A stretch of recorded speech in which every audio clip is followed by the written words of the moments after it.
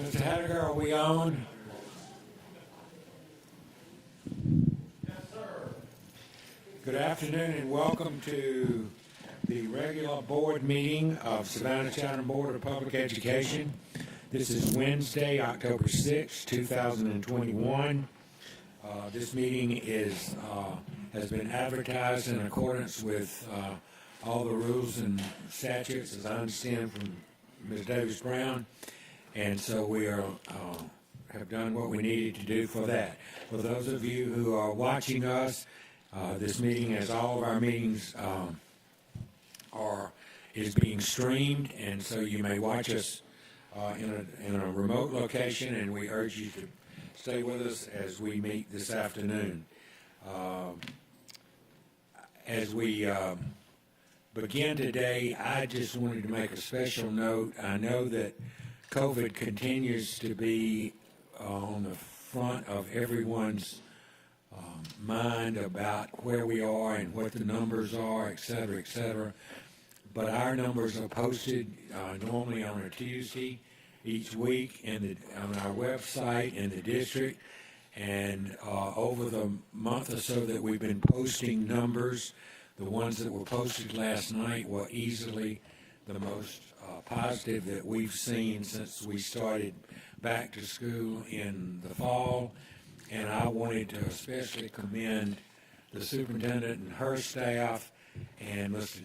Ray and all of those others who are doing contact tracing and keeping us open by doing what we need to do to know how our problem really is moving forward. So thank you very much, and I think I speak on behalf of the board when I say that. If you will stand with me now and pledge allegiance to the flag. I pledge allegiance to the flag of the United States of America and to the republic for which it stands, one nation, under God, indivisible, with liberty and justice for all. Thank you very much. I need a motion to approve the agenda from our Vice President, Mr. Cashmore. Thank you, Dr. Buck. I move that the agenda be approved with revisions to item 4.01 announcements, 6.01 request to appear, 7.06 policy MK, 7.07 policy NGB, 8.16 title change, deletion of item 8.27, and item 8.28 MEP Engineering Design Services. You've heard the motion to approve the agenda with the proposed changes. Is there a second to that? Second by Mr. Johnson. All in favor of the amended motion, raise your hands, please. 1, 2, 3, 4, 5, 6, 7, 8, 9. And anything else you got? Okay, moving on to announcements. We have a Capital Improvements Committee meeting on Wednesday, October 13th, here in this building at 9:30. I believe I'm correct, and it will not be Zoomed. It will be in person only. So, but the meeting will be here at 9:30 on Wednesday, October 13th. Dr. Brinkman, would you like to make an announcement? I'm sorry. Just for clarity, when the in-person meeting at CIC is held here, it will be live streamed for the public viewing. Therefore, because of the capacity that we're still working through. Yeah. Thank you, Mr. Hattiger. I shouldn't have said it. Dr. Brinkman, you want to announce your meeting? Yes, also on October 13th, we will be having a town hall inside of District 6 at Windsor Forest High School, but all of Chatham County is welcome to attend to discuss E4, with Windsor Forest High being the main project on the E4 plan. Thank you, sir. We will be following all social distancing and other COVID policies that the district is currently following. Thank you. Okay. It's also on October 13th. That's my birthday.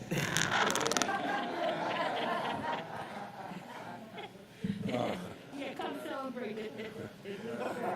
Then you must bring the cake for all the people attending town hall. We will sing happy birthday for Dr. Howard Hall at that town hall if she so graces us with her presence. I have one final announcement. The audit committee meeting will be on Thursday, October 28th at 8 a.m. in this facility. And it will be live streamed, but will not be Zoom. It will be live streamed. Any other announcements from board members?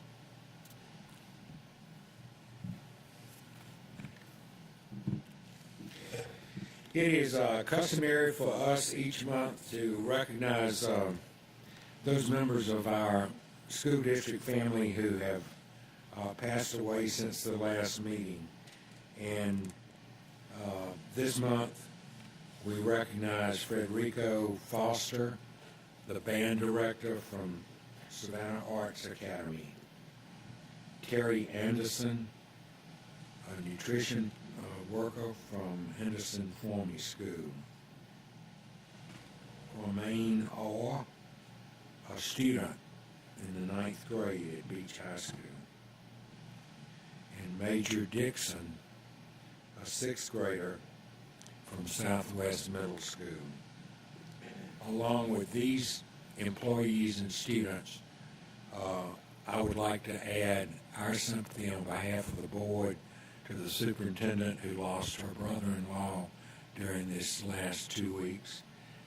And I would especially this afternoon ask that as we remember and honor these folks that we have lost, that you also include in your thoughts and prayers those who have been affected by COVID and its related illnesses.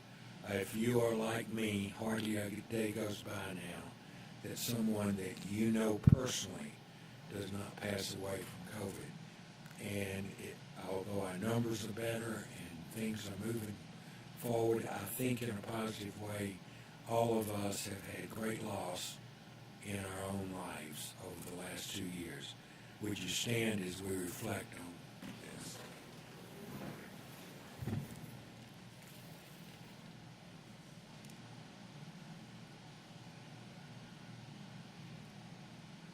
Thank you.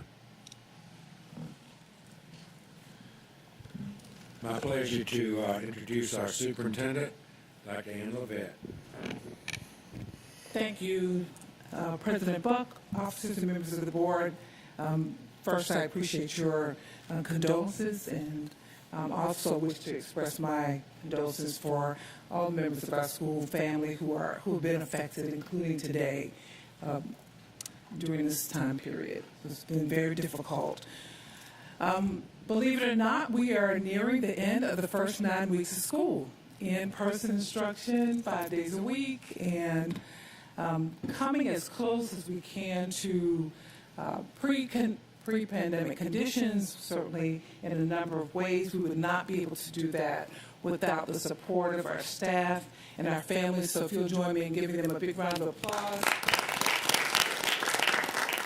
I want to thank them for their persistence, their adaptability, and their willingness to work with us to ensure that everyone stays safe.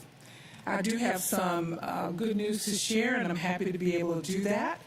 This is National Principals Month, and I'll ask you to take the time to send a note of thanks to our principals who have been under tremendous pressure to try to keep things going well in their individual sites. I think they've done remarkably well between trying to meet the needs of staff and students, but also the varying changes that are happening. Sometimes not happening as rapidly as they were last year, but sometimes much more intense. So I do wish to offer a special thank you to our principals, and we'll be acknowledging some other employee groups as we move forward.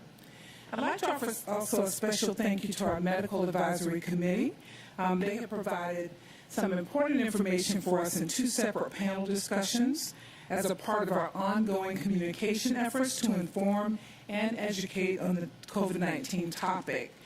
Those recordings, those panels have been expertly facilitated by our own Sheila Blanco. She does a really great job of engaging the participants and thinking very carefully about the questions, often questions that that are proposed to us. The district's first recording featured Dr. Bonzo Reddick and Dr. Stephen Thacker, and our second, which will be released today, features Dr. Carolyn Elin and Dr. Diane Bennett Magwood, as well as Daisha Finphone and Al Grandy. Those videos can be viewed on the district's YouTube channel at SCCPSS Communications, and I would suggest you take a look at them. We have had a number of views on the recordings already, and parents have reported that they found them to be helpful. Of course, we jubilantly raised the flag of learning and liberty over Cascade 8 last month in honor of our district and our state teacher of the year, Ms. Sherry Dennis, who's here today with us, of course. Flag raising is an annual event that we missed last year because of the event restrictions, and we were delighted to get the opportunity to do so this year. We're rebooting our Teacher of the Year process, and we are pleased to announce the date of the reception to announce the 2023 Teacher of the Year, and that will be held on October 26th at Beach High School's new auditorium. The gala has been set for February 11th, 2022. The U.S. Secretary of Education, Miguel Cardona, congratulated the 2021 President's Education Awards Program recipients, recognizing nearly 1.85 million elementary, middle, and high school graduates on their educational accomplishments. Students came from more than 18,750 public, private, and military schools from across the United States, the District of Columbia, Puerto Rico, Guam, and American military bases abroad. In Savannah, students from White Bluff Elementary, Windsor Forest Elementary, Garrison K-8, and Oglethorpe Charter School were recognized and received congratulations this year. Let's give them a big round of applause. And we are very proud to announce that Jeremiah Sally, who is a Savannah Early College student, has been selected for the State Superintendent Richard Wood's 2021-22 Student Advisory Council.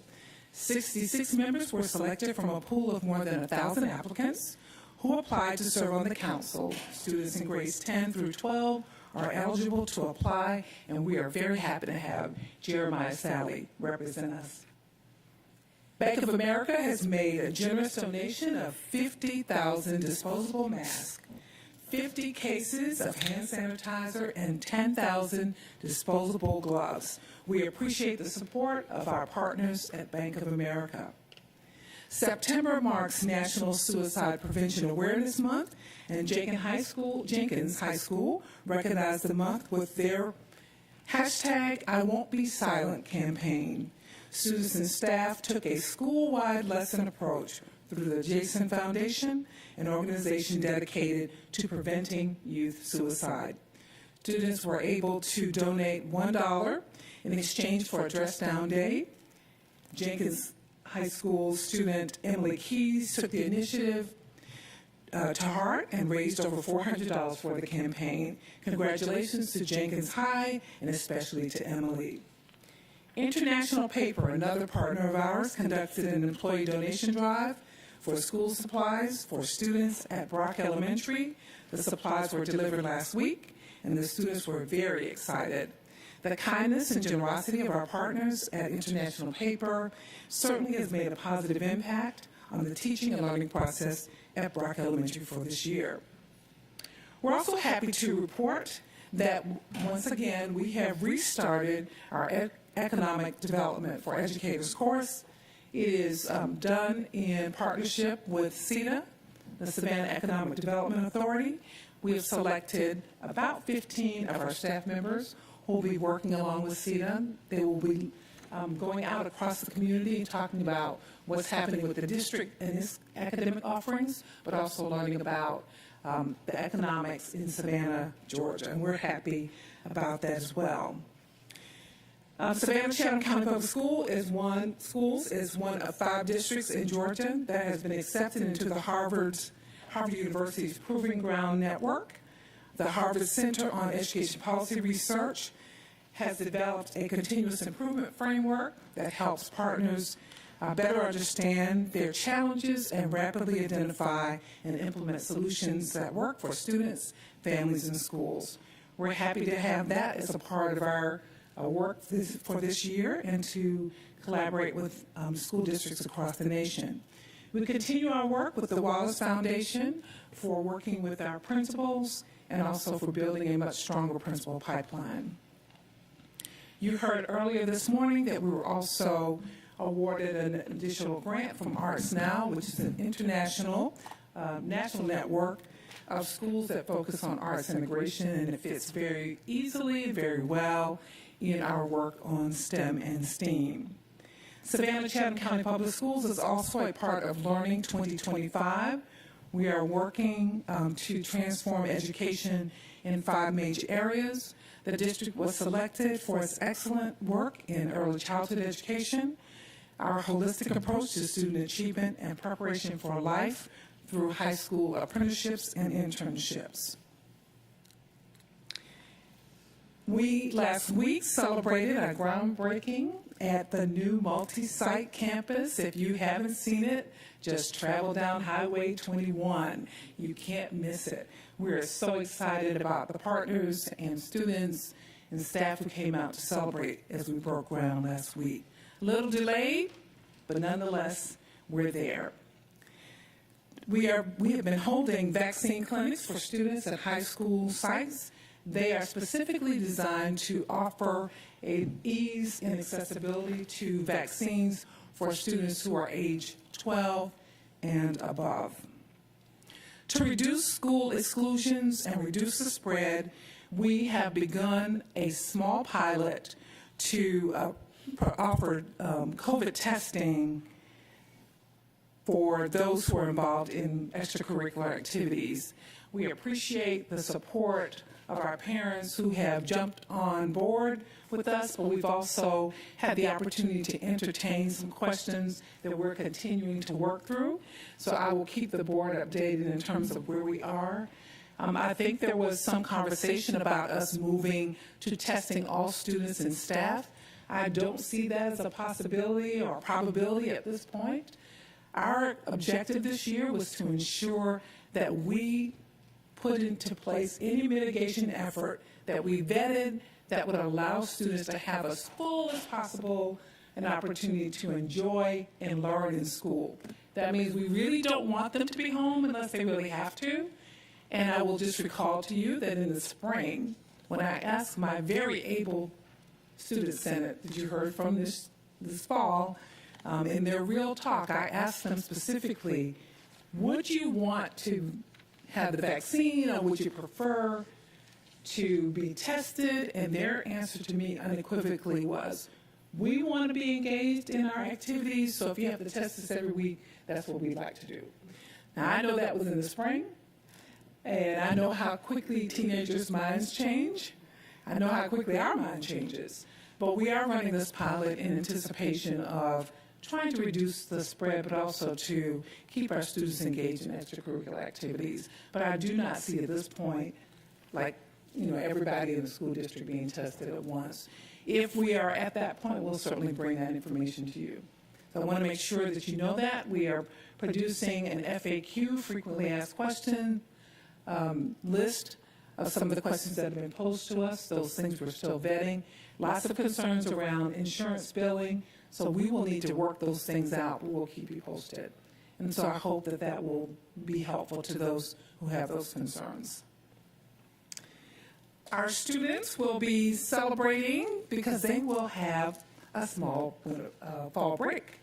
Students will not be in school on October 8th. They'll not be in school on October 11th. Our school-based staff will have a holiday on October 8th, but they will be engaged in professional learning on October the 11th. And as I said earlier, second 9 weeks begins October 12th.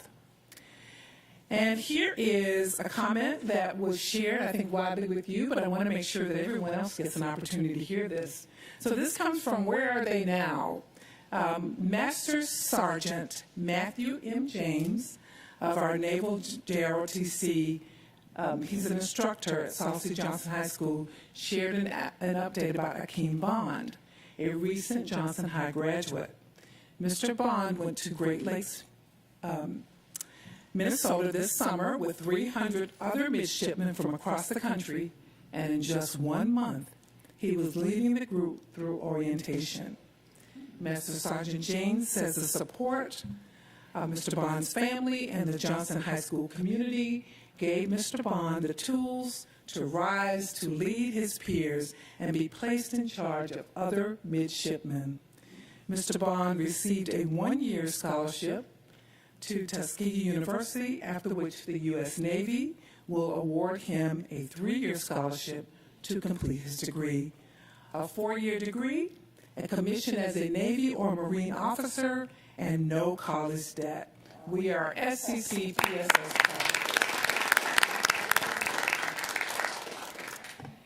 And I want to introduce you to a very special person who has been able to join us today. Our featured student of the month for the month of September is a 7th grader at Coastal Middle School. She is described as an exemplary student, a leader at our school. Her nominator says she is respectful and kind to all students and staff. During the pandemic, she took the initiative to reach out to teachers and staff to ensure a successful virtual learning experience. In addition, this young lady has taken on a leadership role as a peer leader in Sources of Strength. She attends the meetings, comes up with ideas for campaigns, and implements them. During virtual learning, she also attended many of the 6th grade socials online and helped students get to know one another. And last year, while online due to the COVID-19 pandemic, she made high honor roll. Beyond the classroom, this student competed in the Georgia Quiz Bowl, their book bowl competition that we're still trying to figure out as adults how we would do in it. She participated in that. She'll also participate in the Helen Ruffin competition this year. She's involved in many activities in the community as well. She competes in gymnastics competitions through the YMCA and has won 1st, 2nd, and 3rd place in vault and floor routines. She also enjoys horseback riding. So I'm still trying to figure out when she has time to do anything else.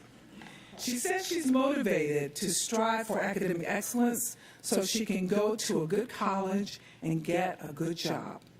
We are proud to announce, and she's standing in the corner with her paparazzi, we're proud to announce the Superintendent Student of the Month for September 2021 is Nicola Mayurova. Congratulations to Nicola, her family, and the faculty and staff at Coastal Middle School.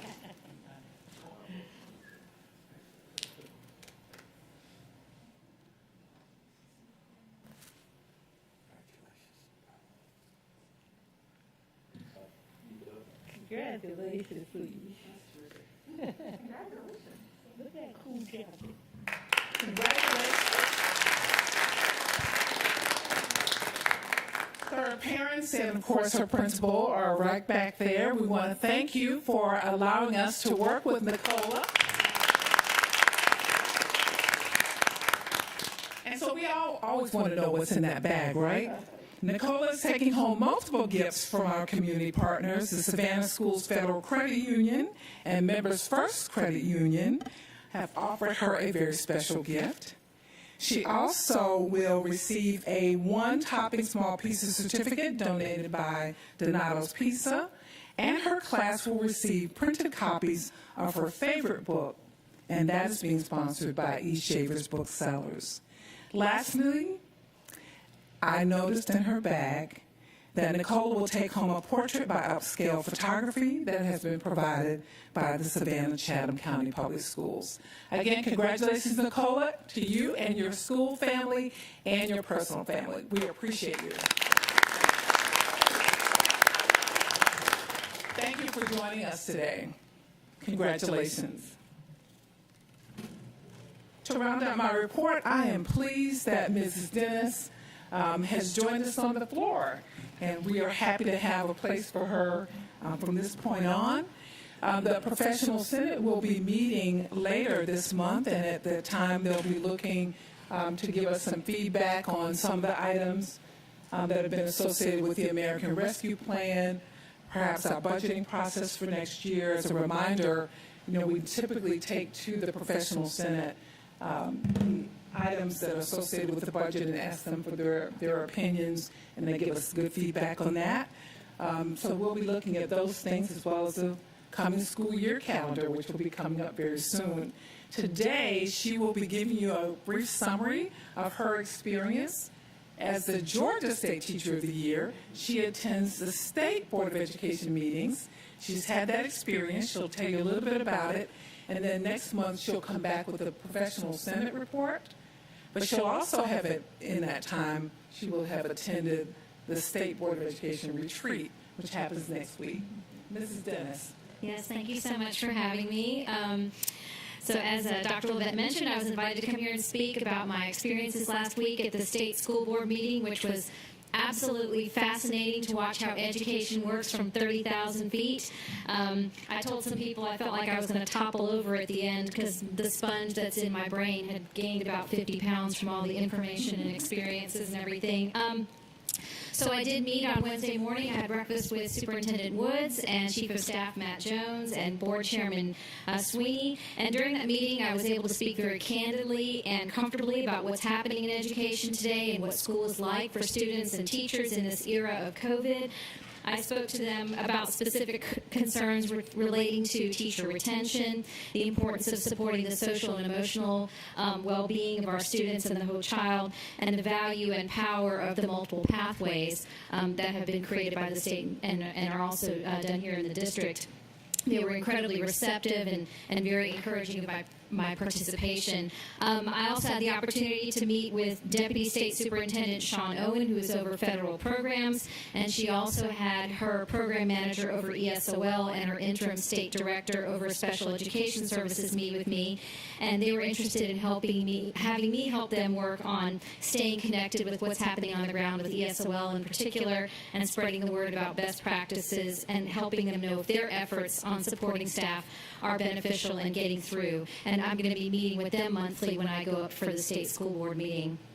Then I also attended my first board committee meetings. I went to the Rules, the District Flexibility and Charter Schools Committee, and the State Schools Committees. Of particular interest were some discussions during Rules regarding the adoption of a state board education rule related to the Senate Bill 48, which is the dyslexia bill that seeks to develop policies for referring students for screening and the process providing intervention.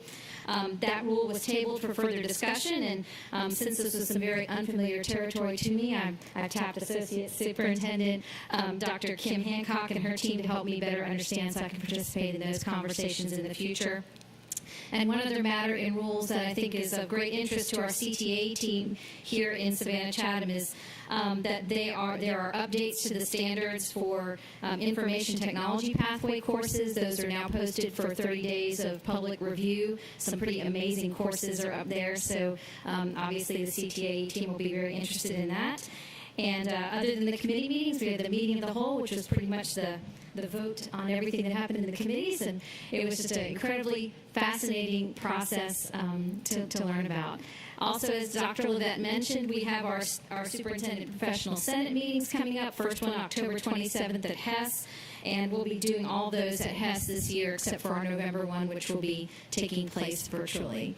So it's good to be back to address everybody and share my experiences. So thank you so much. Thank you, Ms. Dennis, for your support, for your advocacy, and we're very proud to have you represent us and for you to be the voice for our educators. Thank you so much. Dr. Levette, I have a question for her. Is Yes, that ma'am. okay? All right. Mr. Jackson let us board members know a couple of days ago through an email that we can have input on the funds we receive with the Recovery Act. And I heard Dr. Levette say that that's something that the Teacher Senate is discussing.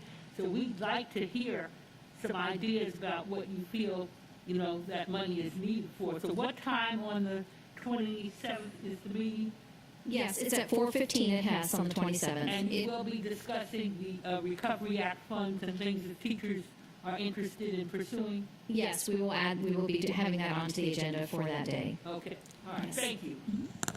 Thank you, Ms. Dennis. Thank you, Ms. Dennis. One final comment, Dr. Buck. We have received notices or information from principals about the TikTok challenge. I'm sure you've probably heard that. We thought we might escape that. We have not. We've had some isolated incidents, but enough for us to remind our parents. We'll probably be communicating with them. The one this week is very challenging.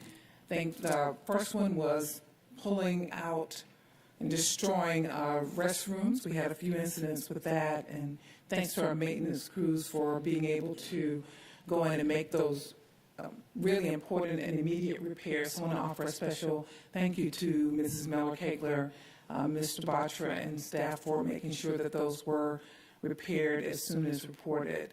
And principals are managing those behaviors as best they can. The challenge this week is to slap a teacher, which has been widely reported. So I want you to know that unfortunately is surfacing. The one that has really challenged me today is there is a product, it's called the Single Chip Challenge. It is fiery hot, only one chip in a bag.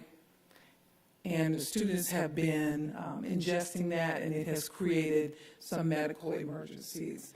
So we will be talking with our parents about it. We are taking these seriously. We've also been in contact with TikTok as national groups of professionals to just say, this is not how things should be happening.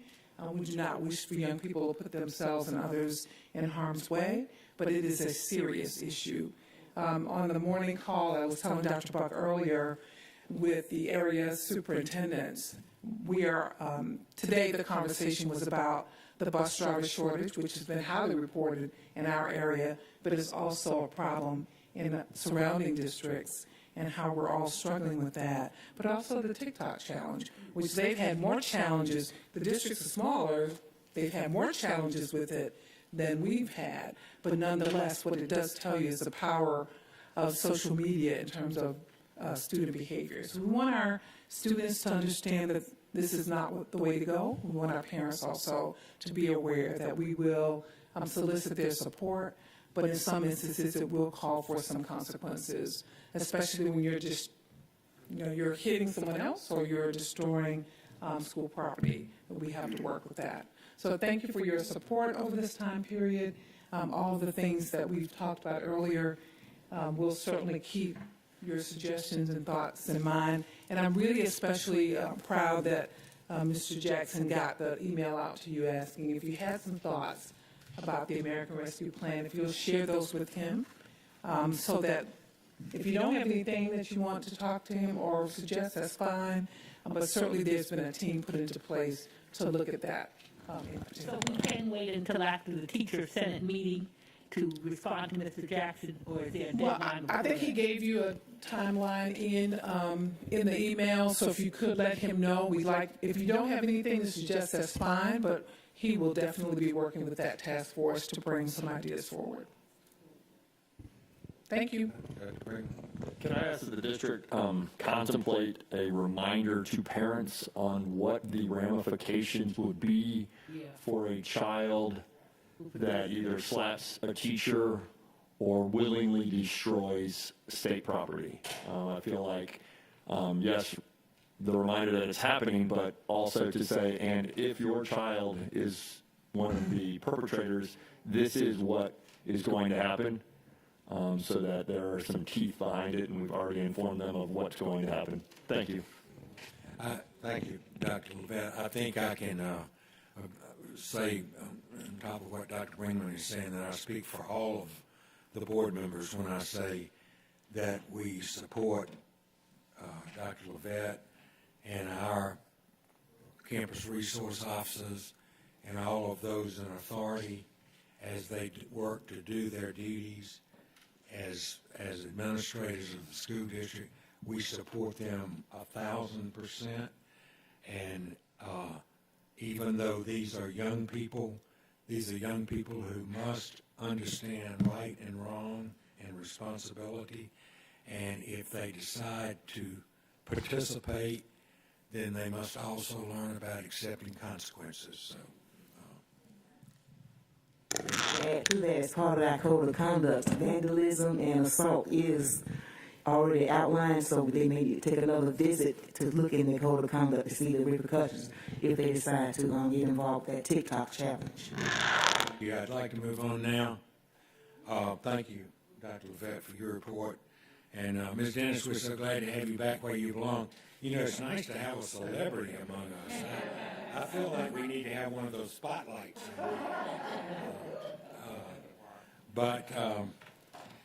Next is appearances from the public. As you know, those who come and sign up ahead can speak to us. They must tell us what subject they will be speaking on.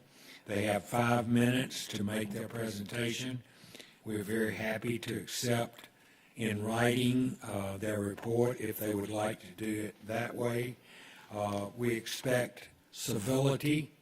We expect courtesy as those come before us to speak.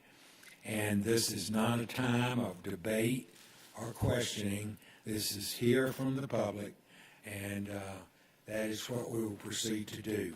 Next is Ms. Beth Majeroni, and she will be coming to be masked till they come in and then take their mask off when they speak.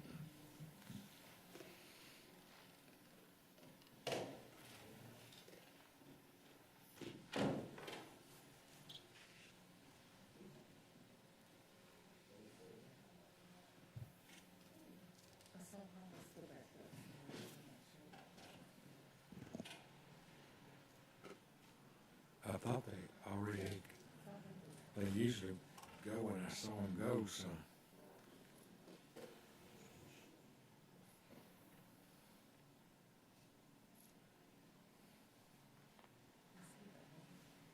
These are the same as they sign in, and I do it according to that.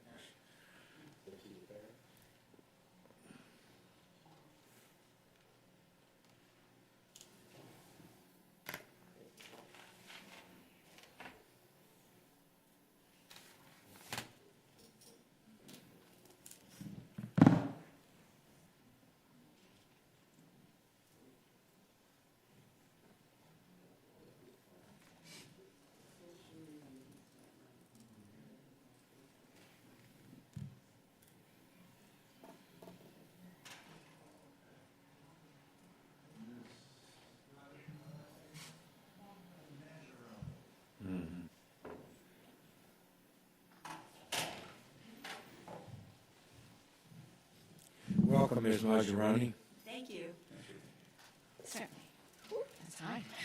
If you could state your name, please, ma'am. Yes, certainly. Give me 1 minute and I'll Sure. be ready to roll. While you're getting ready, I would remind you that you have 5 minutes Okay. to make your presentation. We'll be happy to accept things in writing if you choose to give us those, and we ask that you present in a civil manner. Thank you. Certainly. Good afternoon. I'm Beth Majeroni, and I've spoken at the last 2 school board meetings. COVID has changed the way we live. Critics say some government leaderships are using the public health crisis as a cover to seize new powers to divide us, with few safeguards to ensure that their new authority will not be abused. Is this what is happening here in Savannah Chatham schools? Using COVID safety as a justification, Superintendent Levette is increasing her power in dividing the school system by identities which she has defined with her policies.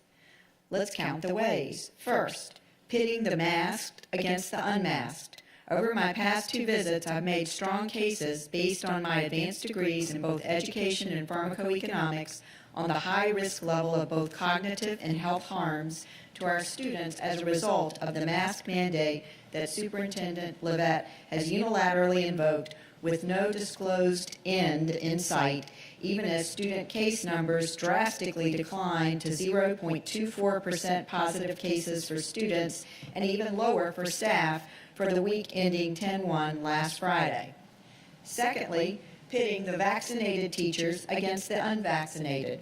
Teachers are coerced by the school system to get the shot with a $500 incentive and a button to wear that says, quote unquote, vaccinated, I got the shot. Teachers who aren't vaccinated are placed on a list and have said they feel they are treated differently in their respective schools. Thirdly, discriminating against the students who choose to participate in extracurricular activities. A pilot was recently initiated by Superintendent Levette requiring weekly COVID testing of the students who choose to participate in cheerleading, sports, band, and other identified extracurricular activities. The CDC guidance is only to recommend this testing, never require it. The test being used has not been FDA cleared or authorized and has only an emergency use authorization.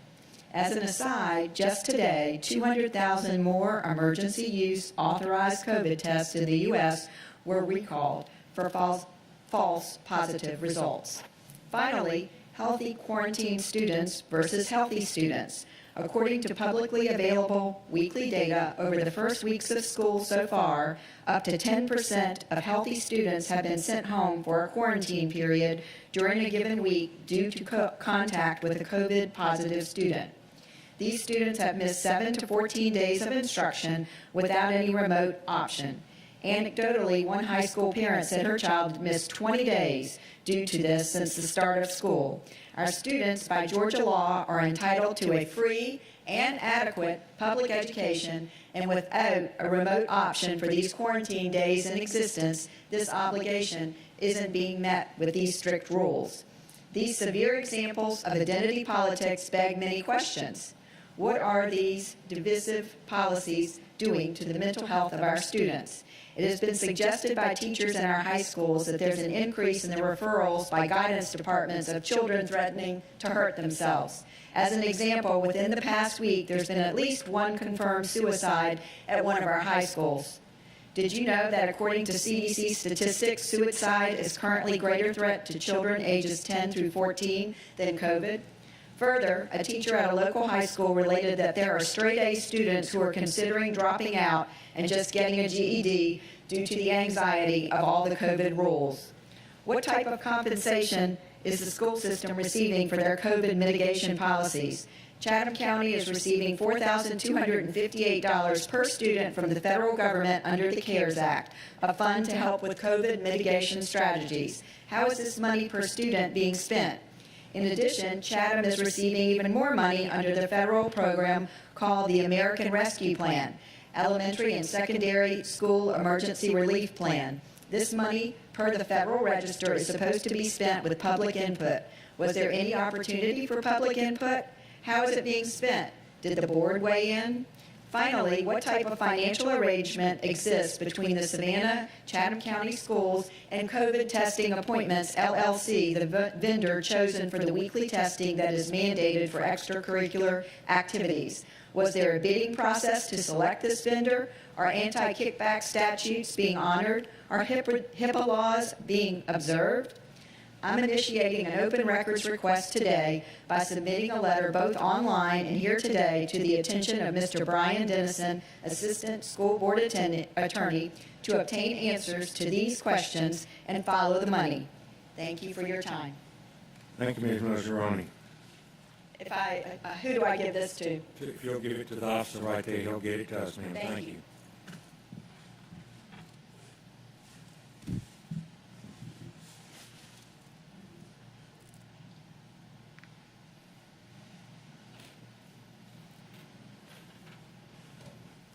Our next speaker is Ms. Christy Hamer.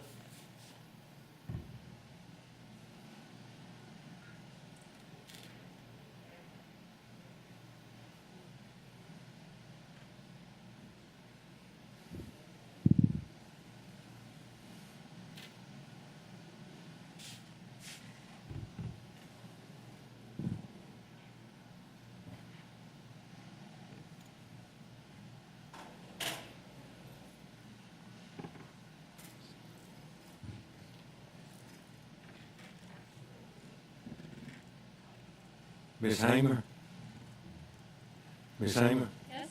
Would you state your name, please? You have 5 minutes to make your presentation. We'll be happy to take it also in paper form if you'd like to share it with us. And I ask that you maintain civility as you speak, please. Can you hear me? Yes, ma'am. Okay, thank you for having me when I wasn't on the list to speak. I appreciate it. I kind of got up this morning and said, well, what do you want me to do today, God? And he wanted me to come here and speak to you. I moved here in June, and I loved it here. We went to the beach. We had great times. I'm here to tell you, with all due respect, that you're all being lied to. I'm here to finish what JFK started. You're being lied to. Some of you may know this. I don't know any of you, and you don't know any of me. I challenge you to do research that I did, because in March of 2019, when COVID hit, I was in your shoes. I was scared to death. My husband would come home from work, and I would make him take off all his clothes and put them in a bag, and I was a hot mess. And since then, with all the research I have done and the censorship that's going on with doctors and nurses and scientists around the world, I've come to realize we are all being lied to. And I would like to present to you a video, if I may. It's just the audio for it. And Ma'am, if you can leave that audio with the officer, we will see it later, but we can't do that here. I don't need you to play it. I can just put it up to the mic. Okay, is it, okay. Thank you.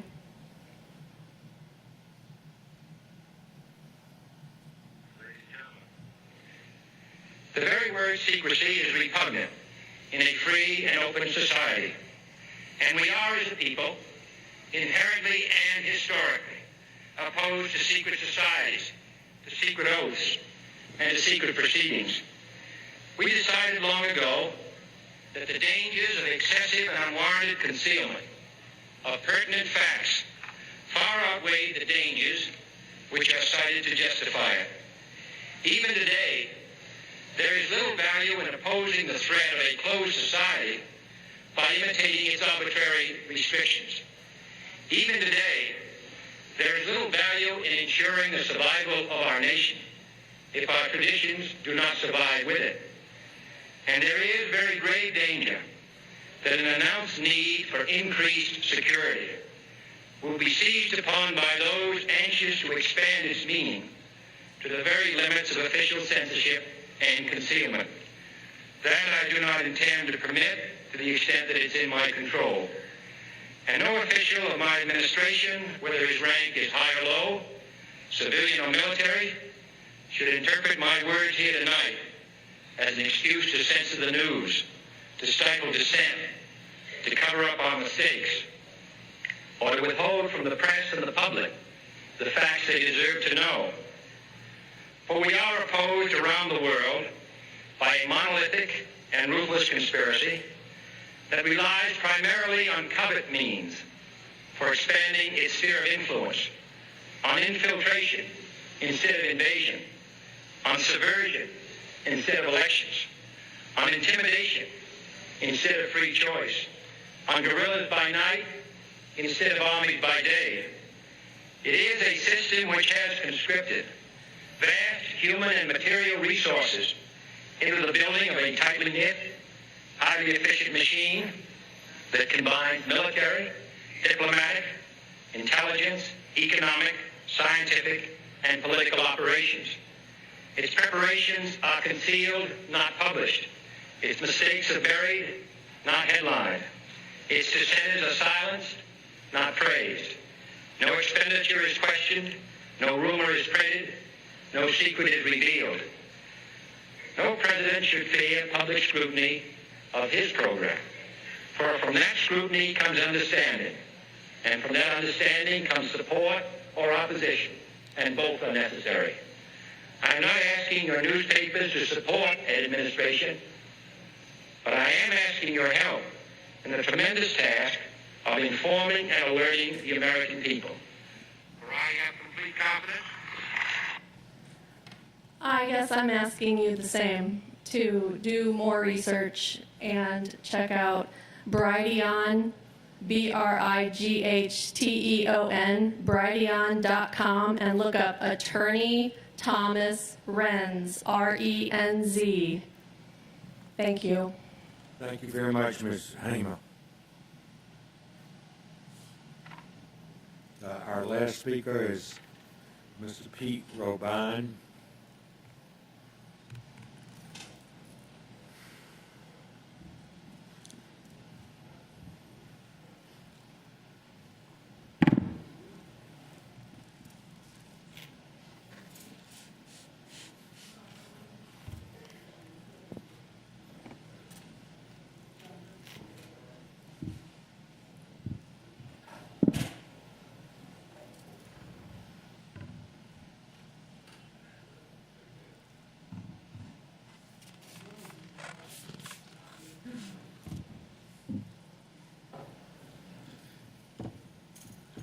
Welcome, Mr. Robine.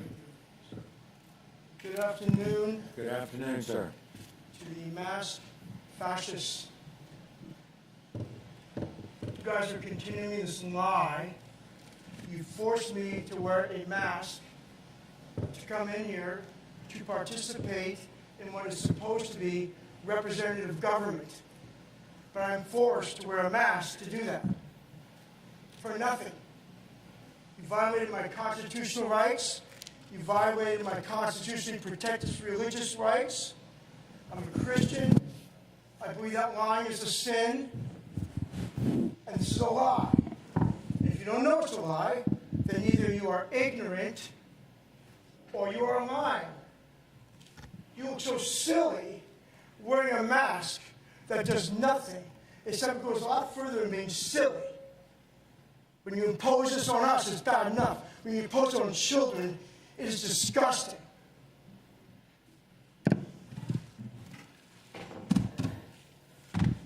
When I came here in August, I told you where you could find the information. It's been public information for over a year on the CDC website. I told you that. The largest studies ever conducted about the efficacy of these things from 1997 to 2020 has been on the CDC website for over a year. It's public information. Why don't you know it? My friend Sarah Lane Moneymaker sent emails to all y'all, that's Yankee talk, all y'all, emails on September 8th, almost a month ago. The emails contained 40 websites. Did you get the emails? Because you never responded to our emails. Did you get the emails? I did. Why didn't you do your research?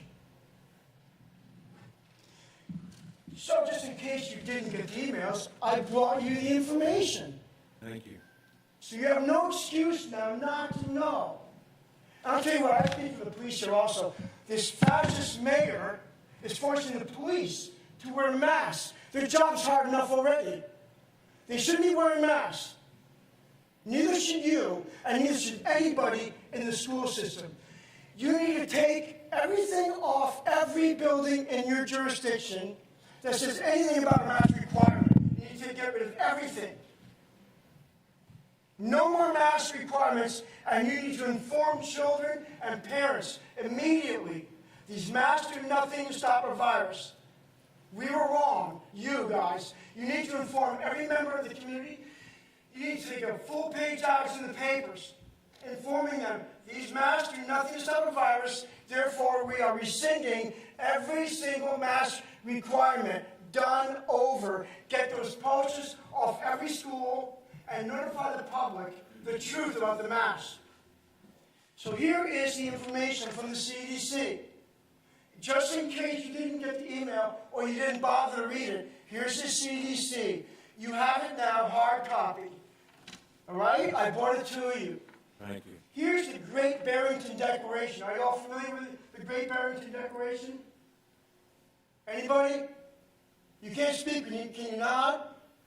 You need to know this stuff. When you impose severe restrictions on people's liberty, and when you lie to the general public who pays through our taxes your salaries, you should take it upon yourself to do the research. Here is the 133-page report from Dr. Jim Meehan.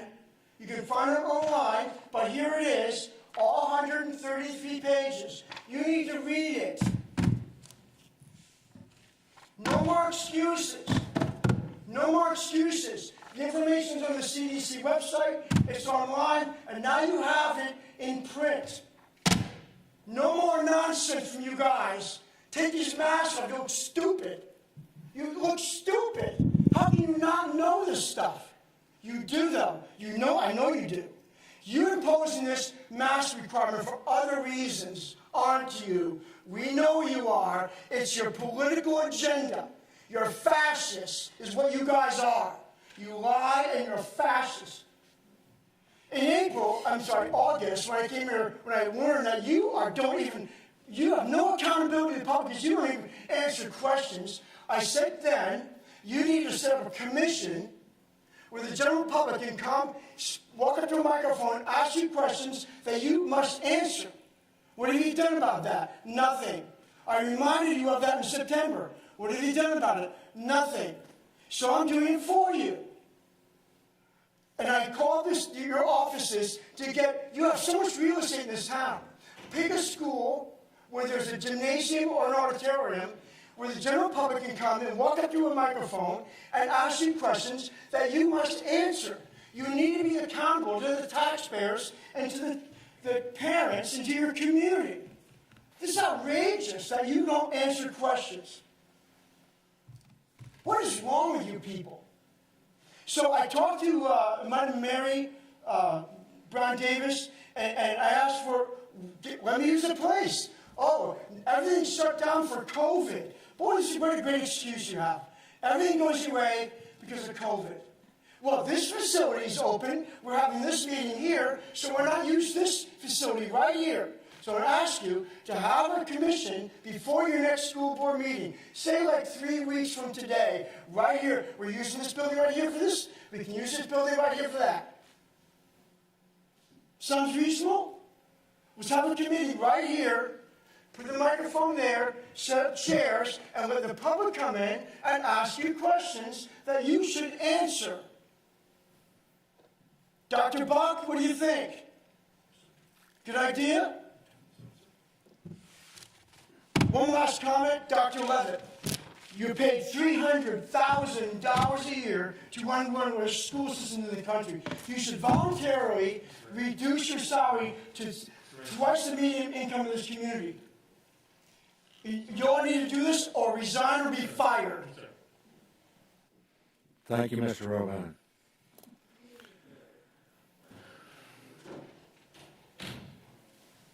As we move on, Mr. Hager, I'm going to ask you to walk us through the board matters, and I'm going to ask Mr.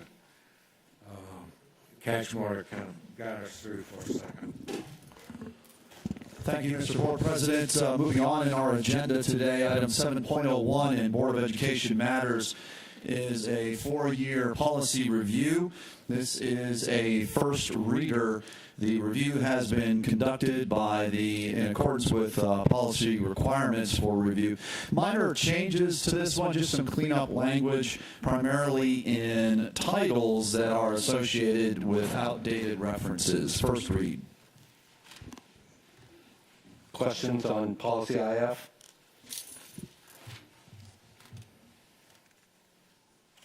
All right. Moving on to Administrative Regulation 7.02. This is a regulation being brought before the board for the board's awareness.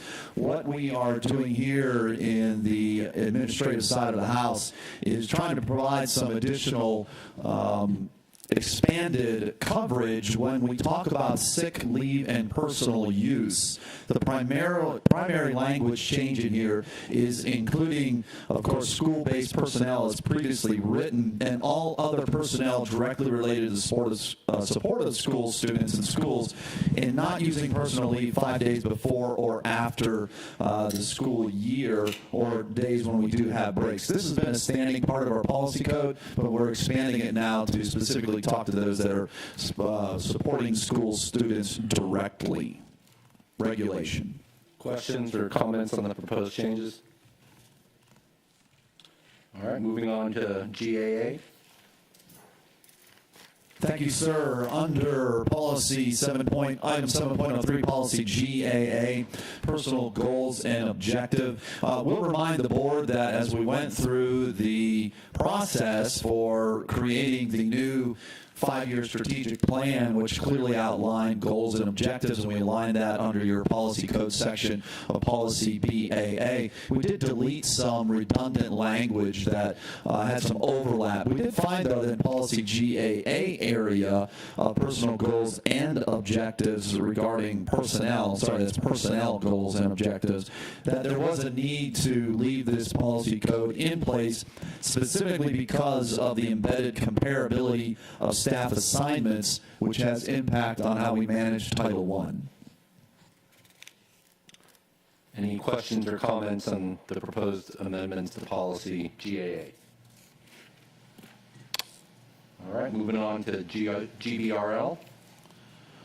Item 7.04, policy GBRL. This is a 4-year review, and it is a policy and regulation being brought before the board under a first reader.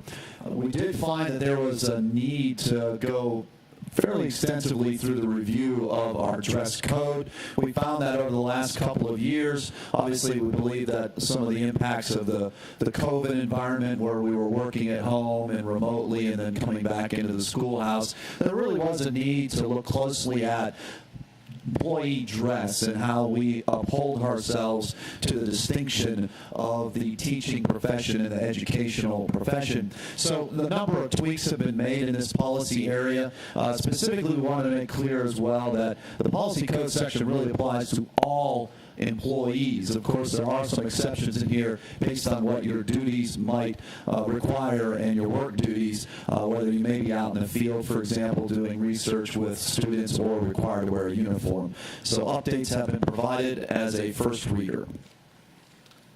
Dr. Hoskins-Brown. Thank you. My question is just about the last review date. I remember us having conversations about expectations related to dress code, and that there was some feedback, particularly relative to shoes. Is it true that we did not review this since 2012, and those conversations were not relative to a policy review? We did have some discussion around the horseshoe regarding this, but it didn't formulate into a full formal policy review where we actually had language derived to bring before the board for review. So this one really does fall under the policy code language or policy review period of that 4-year need. The 2012 last review, as I understand it and can be affirmed by our auditing department, is accurate. Have we made any changes in the expectations of dress code since 2012? No? Okay. All right. Thank you. Any other questions or comments on policy GBRL? And note what we have here, the first page is the policy, which basically authorizes the superintendent to promulgate regulations. The more substantive comments are in the regulations, which are the province of the superintendent, but I'm sure she welcomes any comments there. Dr. Brinkman? I just would say thank you that the regulation for both those identifying as a man or a woman are very similar, and I also do like that we do not forbid tattoos, but we do actually elaborate on how they could be detrimental to the learning environment and have that more explicitly written out. So thank you for that. Ms. Grabowski? I guess I would just be curious if there was any feedback that you've received from principals or administration in any of the review.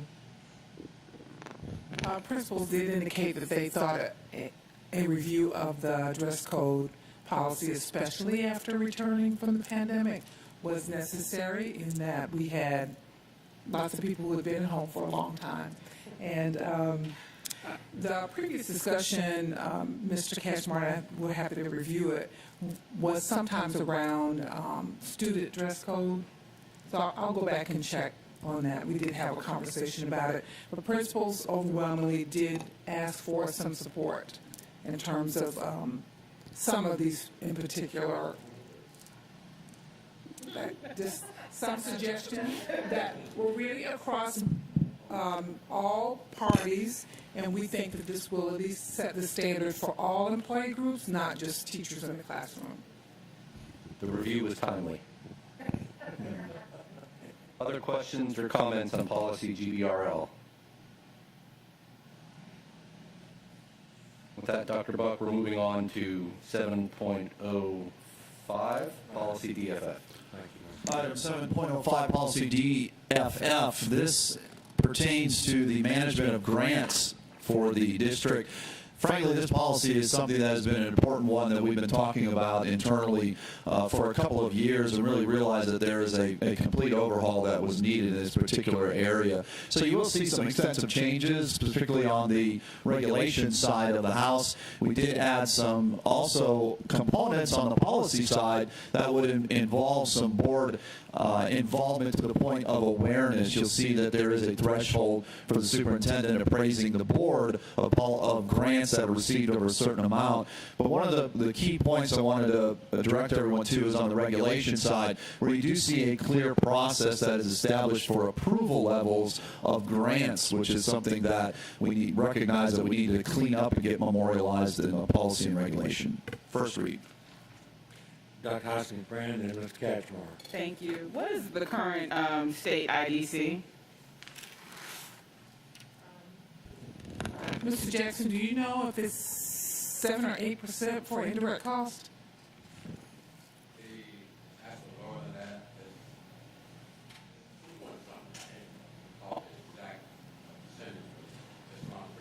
On all direct costs? Okay. And thank you. And are we the fiduciary agent for anyone applying for grants? Like, are there any situations where we're partnering with someone and the grant comes to us and we help them administer it? Just, I'm curious. If you don't have an answer now, that's fine. Now that I can think of, there are one or two that we may partner with, say for instance, with Chatham County or Chatham Police Department, but they administer the grant. But we don't have any, we haven't done any recently where we've administered the grant. I'm sorry. Okay. We haven't done any recently where we have administered the grant.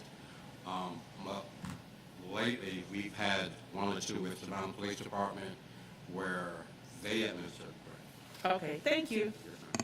Mr. Catchmore. Kind of picking up on our discussion during informal, I'd like us to think about either in the policy or maybe more appropriately in the regulations, a provision that also we at least consider post-grant funding options or challenges for us. For example, we're accepting money for a grant, we're implementing a new program, we're hiring staff. If once the grant expires, what's next?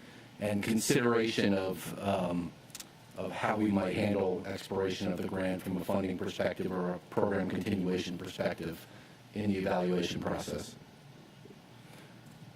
And just for background, where some of this thought process is coming from, early on when I was on the board, there was some grant incentive to offer bonuses to teachers for good performance, and then that went away.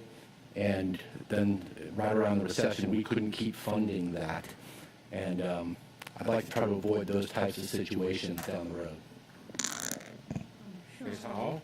Let me just add to that, though. I certainly don't want that to throw cold water on our capacity to get these wonderful grants.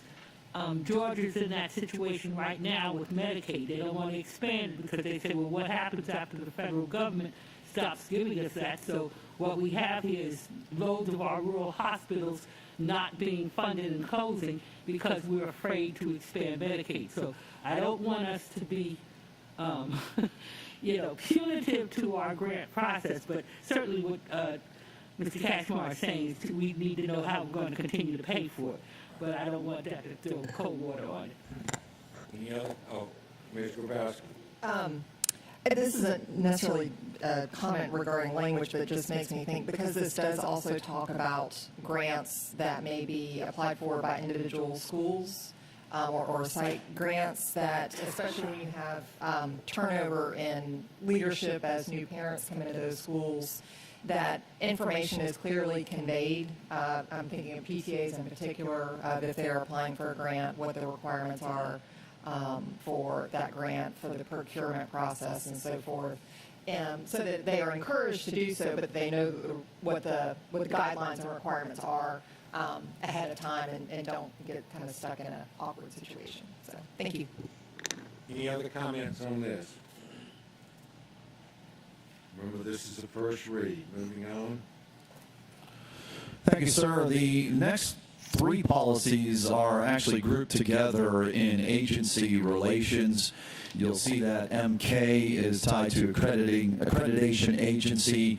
MGB is in board associations such as the Georgia School Board Associations, and MDA in RESAs, or really having services tied to partnerships with other boards of educations or services contracted with other boards of educations.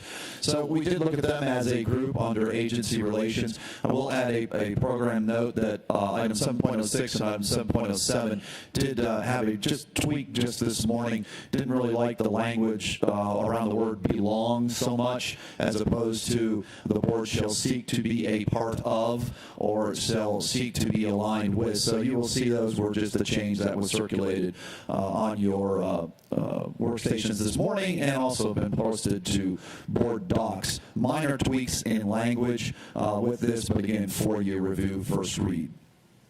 Any questions on these three? Concerns? Hearing none, read again at home, and if you have concerns, let us know. Final part of policy today in our Board of Matters review for policies. This is also a 4-year review under emergency drills, EBDC. Extensive work done with our Board of Education, Police Department. Appreciate the great work of Chief Enoch and team in helping us really align this policy section with current practice and some of the things that we're doing today. Some of the things that we may not have been doing 10 or so years ago, we're doing more extensively today, and this really kind of modernizes our current practice. Any?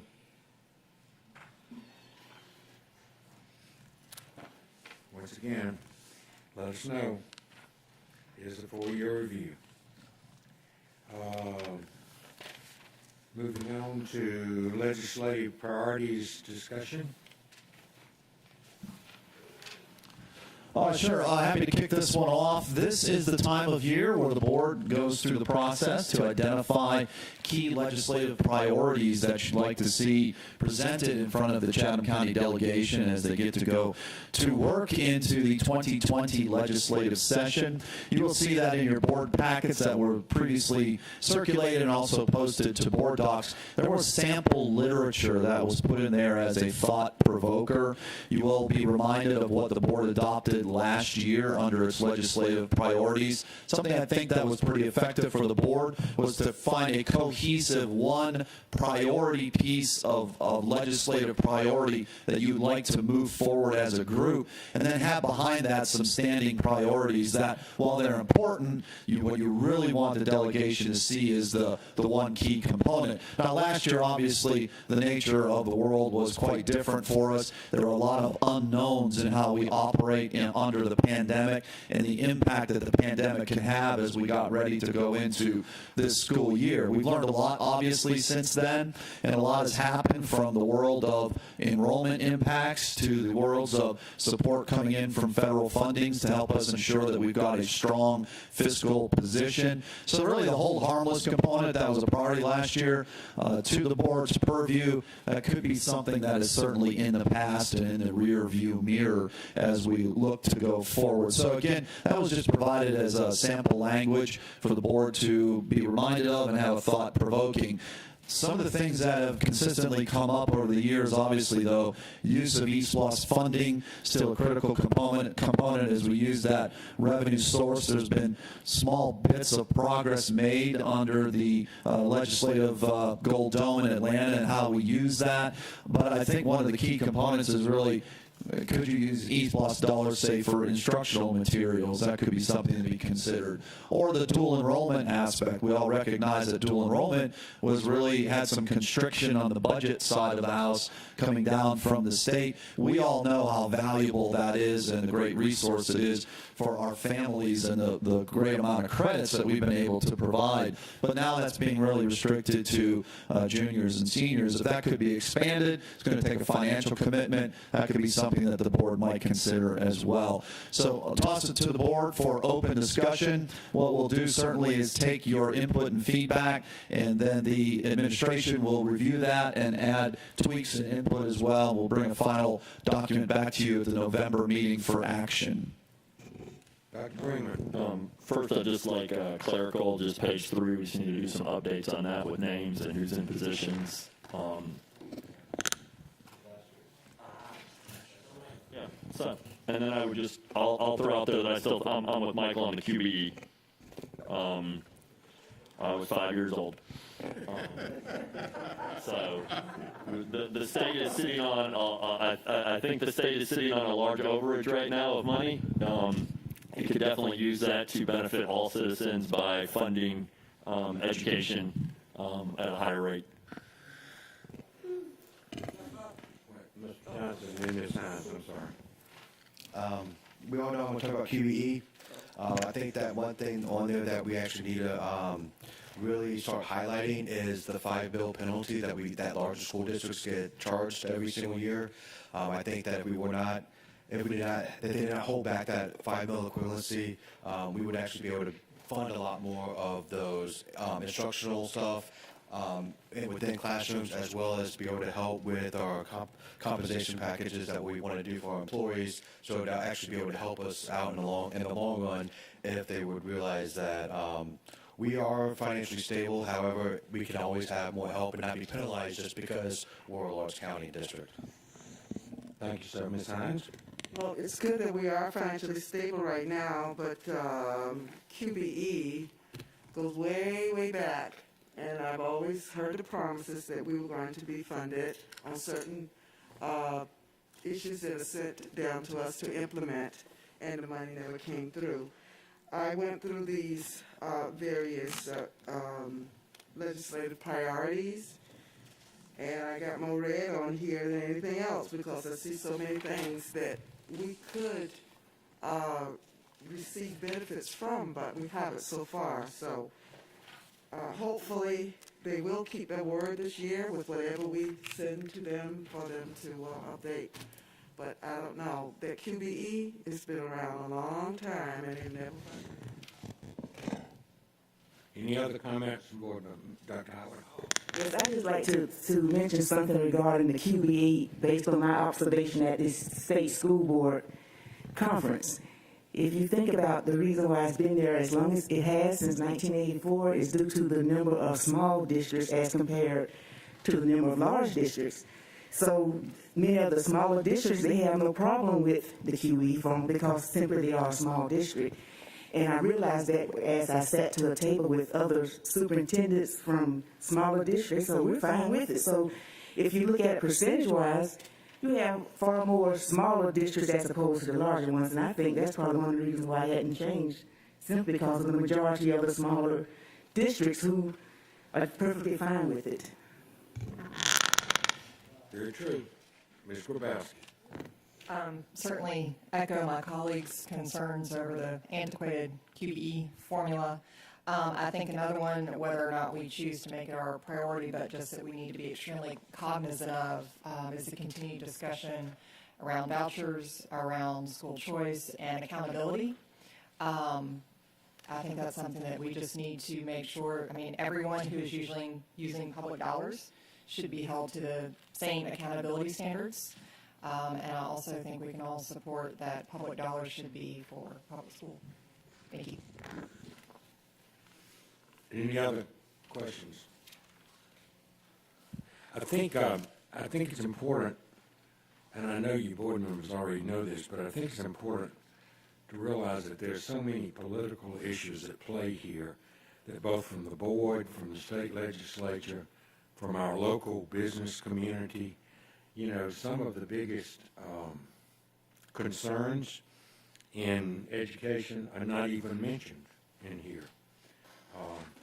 And some of the things that are not particularly of concern are the ones they put all the verbiage into. So it's really all more, to me, it's really all more about what is not said than what is said. So, any other comments? Okay, is that it? And next month we'll vote on it, so you'll get it out to us quickly. If you've got suggested changes, please don't wait for a long time after this meeting. Suggest them to the superintendent, Mr. Hediger, and then let's get them out and get them discussed. Yes, Mr. Grant. Just a process clarification question. So are you going to, will you take the feedback that we've shared today and draft something for us to then respond to, or? Yeah, so we'll take the feedback here. We will provide a document. It will be in draft form. Will certainly be circulated to you electronically for your review and feedback. As the board president has indicated, you can provide feedback now if you have it, or after seeing the document, to the superintendent and myself, and we will tweak that to get it back to the agenda on the November 3rd meeting. Of course, you'll vote in public, so we're not asking for any sort of vote electronically. We're just sharing as an informational item, so we can refine it and bring it back for your action during the November 3rd meeting. Would we typically receive that draft though before our agenda packet so that we can have it? That's what I was hoping Yes. for. Yeah. In this situation, yes. And I was also meaning, Ms. Grabowski, that if you get home and when you have a cup of coffee at night and reading through this because you are really bored and don't have anything to read, that you'll come up with some new suggestions of things we might want to consider. I know that Ms. Hall does that all the time. Yeah.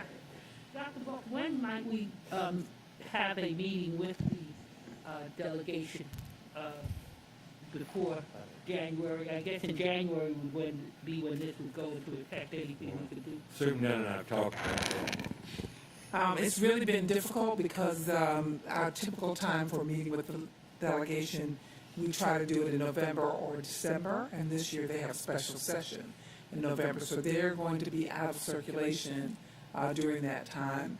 I did speak with Representative Stevens Monday evening and the two senators about how we might be able to get a meeting done.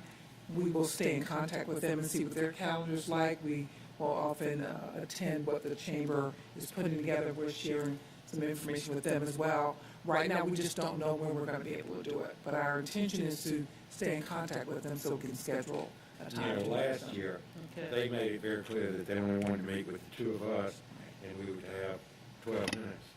And they didn't want to meet with the whole board or anything like that because of COVID and all that. This year, I understand from some of them that they assume they're going to be in Atlanta totally for November and December. I mean, it's not going to be like sometimes a special session where they go up and 3 days later they come home because it's redistricting that they're out. But we will work on trying to get us. Mr. Johnson, you've been standing in the air. It's okay. Ms. Hall did kind of steal my question, but I'm going to ask a follow-up question. Is there any way, I hate to put it this way, but kind of get them pinned down for Spanish Saturday? They actually have it up in Atlanta this January to be able to, if for the ones of us at least who are going up there to be able to meet with the delegation at that time, to have a meeting with them. Well, it might be that we can look at that. They don't usually like to set that up at that time because they're out there eating oysters. I know, but we'll look into seeing what we can do because we've been trying to follow up on it for quite a while.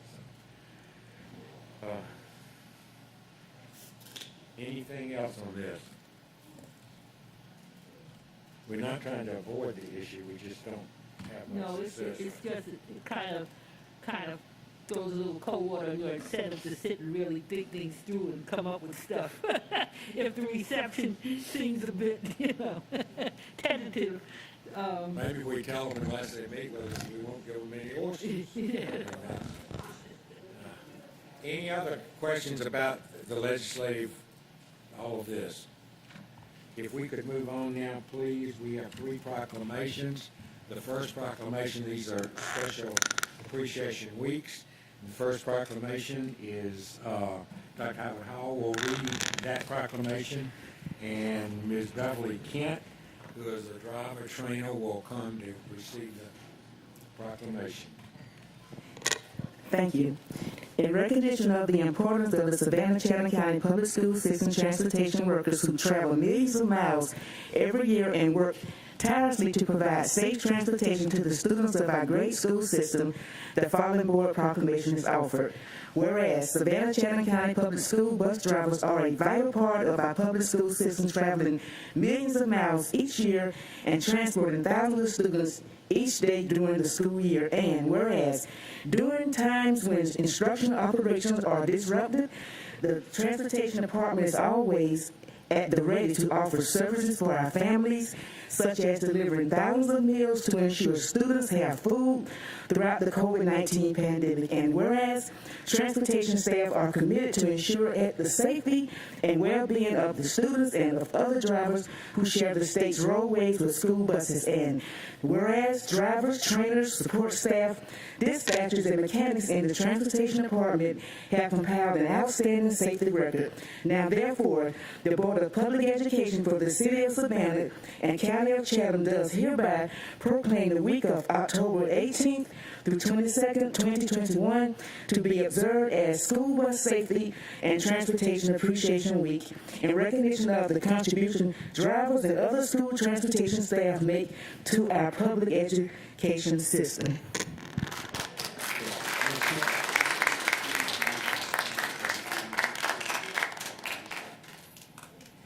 Thank you so much. We appreciate everything you do.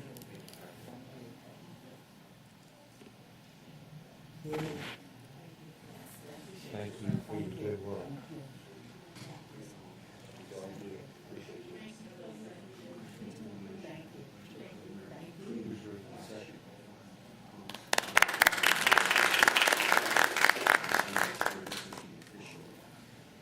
I should have voted on that before we gave it to them. Do I have a motion that we approve that?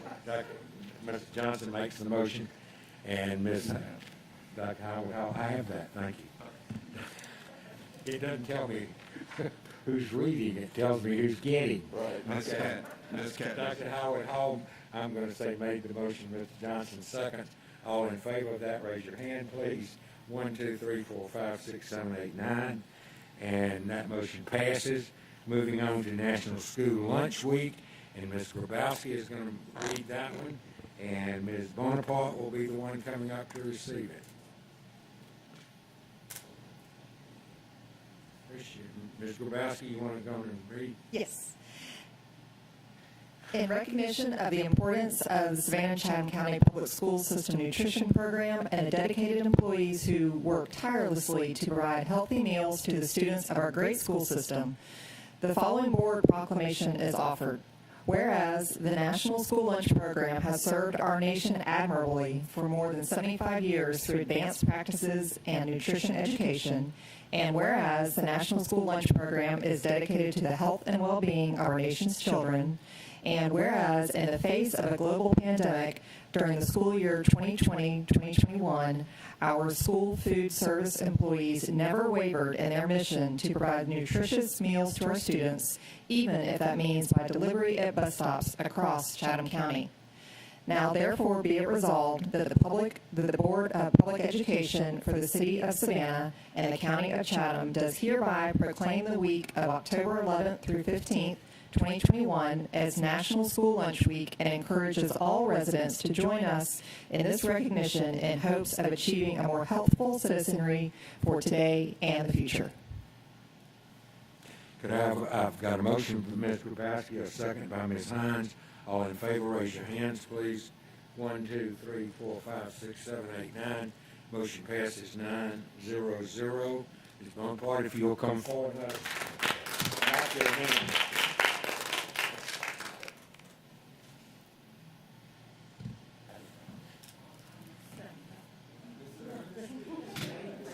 Okay.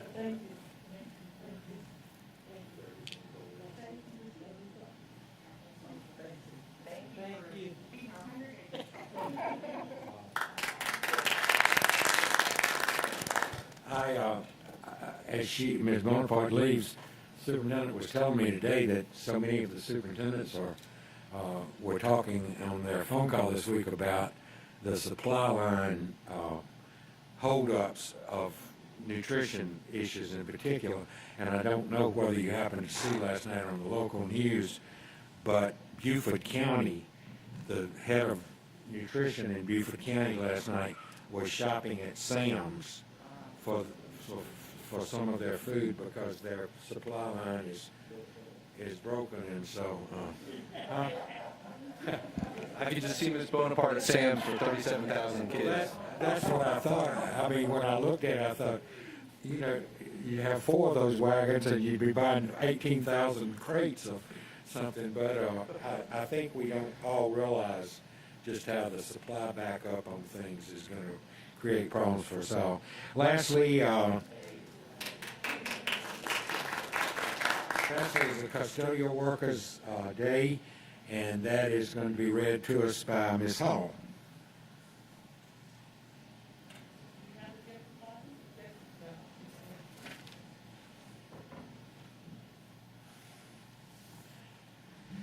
And Ms. Brenda Cooper is going to be the one for that one.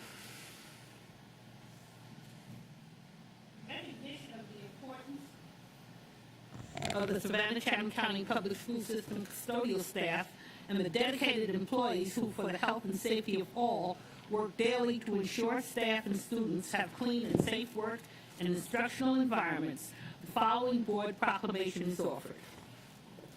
Whereas public schools are part of this nation's backbone, providing young people with the tools they need to maintain our nation's precious value of freedom, civility, and equality. Integral in this education process is the part played by education support professionals.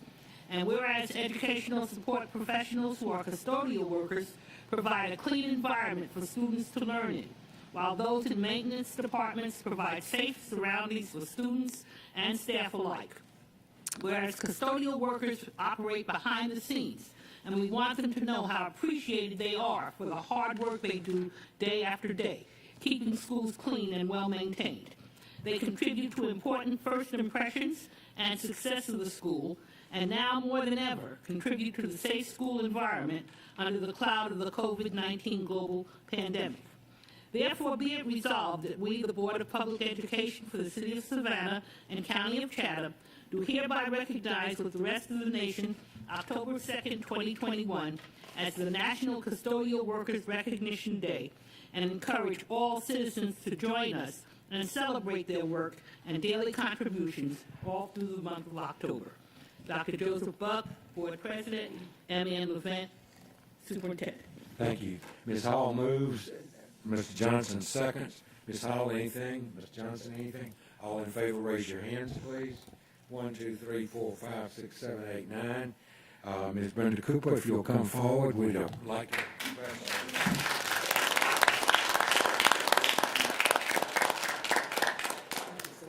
Ms. Cooper, I like those kicks.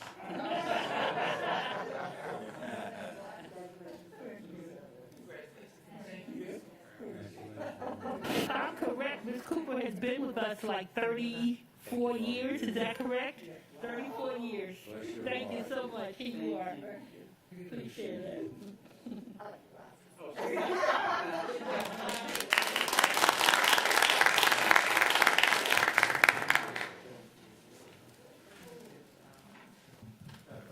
Yes.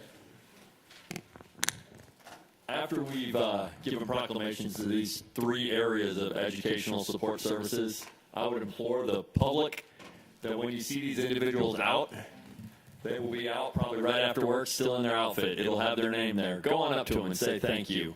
They're awake before you are and heading to schools before your students probably are fussing about having to get ready for school. And they're at school once the school's closed as well, and they actually make those schools run so that the teachers and other staff can come into them and teach our students. So again, thank you so much for all the educational support service professionals that we have in this district.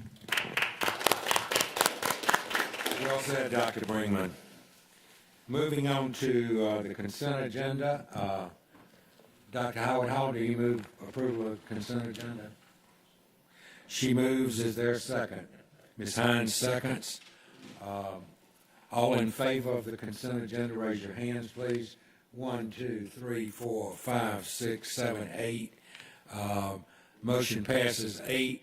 And Mr. Catchmore's out of the room. Will catch that when he comes back in. So it did have 8 affirmative votes. So moving on to go 1 in our regular agenda here. Let me find the regular agenda.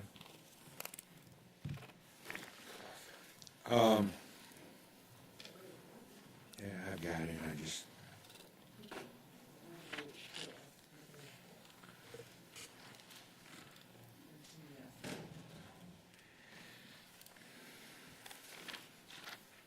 The first is from, what was your an abstention or a vote yes or no on consent? Oh, you just voted, just absent, okay. No, that's fine. I wanted to mention on what you're seeing online, and also for those of us board members, our strategic goals now have also been updated to reflect the new strategic plan goals as we have voted to change them. So I thought it was good that it got done so you can see how it relates to each of our activities. So, Mr. Joe, how are you, sir? Doing very well, thank you. And good afternoon. I'm going to provide some background information on our Georgia Milestones participation rates. The participation rates are perhaps the most important statistic when looking at the 2021 Georgia Milestones Test Administration data. Federal and state accountability measures were waived due to the pandemic. While schools were required to administer the Georgia Milestones test, the participation requirements were waived by the state. Due to the high levels of non-participation, the data is not comparable to prior years, and that is why we have removed the historical comparisons. Could you say that again, sir? Just for our public. Yeah. Due to the low participation rates of the Georgia Milestones, that data is not comparable to prior years. And we'll go into a little bit more detail about that a bit later. Thank you. The Georgia Department of Education issued guidance stating that students should not be brought into schools for the sole purpose of testing. And this was done in the interest of student and staff safety. In-person students were required to take the Georgia Milestones assessment. Our virtual and remote students received the option to come in and test if they chose to do so. Now we're going to look at some specific participation data by subject area. And we can see that English language arts and math participation rates average slightly over 40%, where our science and social studies were just below 40%. So once again, these low participation rates make it very difficult to construct high-quality analysis or comparisons between schools and districts. In order to have an effective comparison between school and district, you need universal participation, which starts at 90%. In a normal year, the Georgia Department of Education would require a minimum of 90% participation in order to generate the CCRPI scores. And as you can see, we are nowhere close to that in any subject or any grade level. And now I'm going to turn it over to my colleague, Ms. Akins.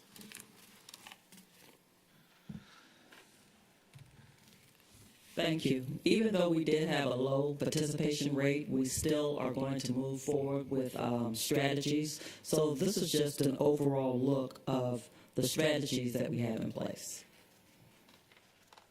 We're using strategies to enable students to receive instructional delivery to close the learning gaps. The summer embrace data, which included pre and post assessments, along with other data sources, are being used to provide intervention strategies before, during, and after school. Students remain engaged in learning through our K-5 Twilight virtual program and our 6th through 12th grade online learning option. The K-5 Twilight virtual program occurs after school hours from 4:30 to 6:30, Monday through Friday. The 6th through 12th online learning option occurs during the school day. Reteaching plans have been put in place to determine the concepts students mastered, as well as those standards that were not mastered. Plans are in place to use focus blocks to provide students with remediation as well as enrichment. We all have a clear understanding that social and emotional well-being of students and staff members must be monitored. Panorama is one of those resources that will be used to support students, and it will target self-awareness, self-management, social awareness, relationship skills, and responsible decision-making. We know that this has been tough for all personnel, so that's why we understand that it is important that we meet the social, emotional needs of our students as well as our staff members. We will also use our master schedule to double block math and ELA support. Teachers will continue to collaborate, share best practices, and participate in job-embedded professional learning. We will also continue to use iReady to ensure students have a customized learning path in reading and math to support academic growth. Thank you. Questions of Ms. Grabowski? Thank you for the update, and I know that this is a complicated topic, given the pandemic and the low number of students who did test. Two questions. Do we anticipate a similar waiving of the requirements this year, or do we know? Mr. Austin, could you? We do not know at this time. It has certainly been the recommendation of many assessment officers and accountability officers throughout the state and at the state level to have accountability requirements waived another year and use this as a baseline year. Mm-hmm. Okay, that is, of course, a recommendation. Of course, it has to be approved by USAID. Mm-hmm. We hope to receive more guidance and more answers sometime in November. Okay. But at this time, we do not have a definitive answer because there are several layers of approval. Sure. Okay. And then my second question, and this goes to iReady and some of the tools that we're using to measure progress and growth, which I think makes a lot of sense and really helping understand where our students are and helping them to excel and exceed. Do we have a tool, even if it's not a state tool, or a tool that we're using at the district level to convey that growth to parents and the community as a way to really kind of advance because I think that there's a lot of conversation around testing and that it's a really one-size-fits-all approach that's not necessarily appropriate for all students, and that measuring growth progress is really a much more valuable tool.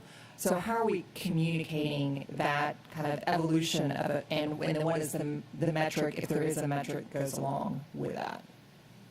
Well, first we can start with our MAP scores. So MAP has different growth measures. The growth measure we use for accountability is based on the Colorado growth measure.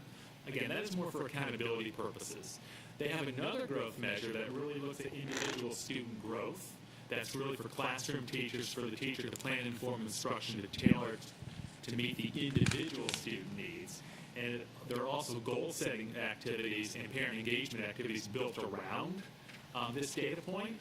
So that is just one of them. And of course, we do share these reports with our parents, and all these parent resources are available at the NWA site. And that is one. And I believe we also have iReady, and I think Ms. Akins can speak to the iReady.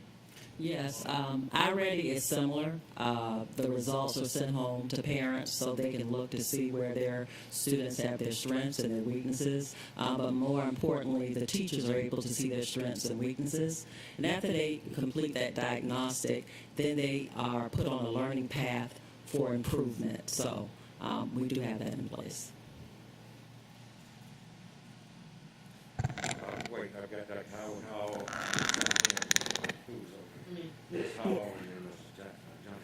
Yes, to determine student growth for those students that did take Georgia Milestones last year, will you be comparing those two groups? Say the group that took the Georgia Milestones last year and they take it again this year, would there be a comparison between those students that actually took it? So we can see that, the student growth for those particular students.